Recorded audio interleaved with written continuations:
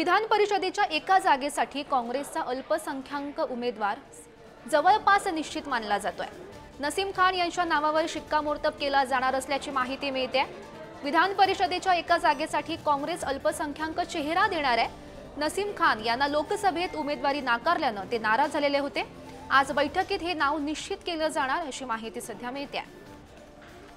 महत्त्वाची आणि मोठी बातमी आपण पाहतोय। विधानसभेच्या एका जागेसाठी काँग्रेसचा अल्पसंख्याक उमेदवार जवळपास निश्चित आता मानला जातोय आणि या संदर्भात माहिती देत आहेत आमचे प्रतिनिधी अजय माने सध्या आपल्या सोबत आहेत। अजय, महत्त्वाची बातमी आपण पाहतोय। विधान परिषदेच्या एका जागेसाठी काँग्रेस आता अल्पसंख्याक चेहरा देणार असं समजतंय। नसीम खान यांचं नाव सध्या चर्चेत दिसतंय।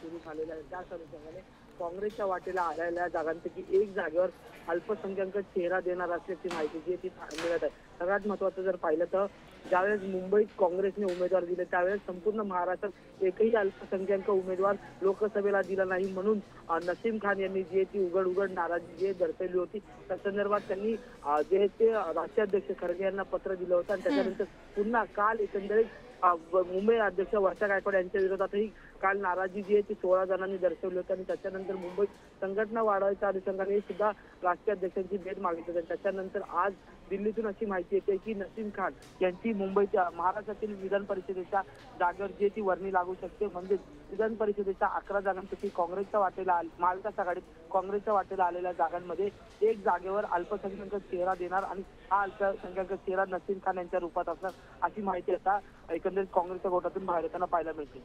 हो, नक्कीच अजय, या सर्व घडामोडींवर असंच लक्ष ठेवून राहा। तुर्तास धन्यवाद दिलेल्या माहितीसाठी।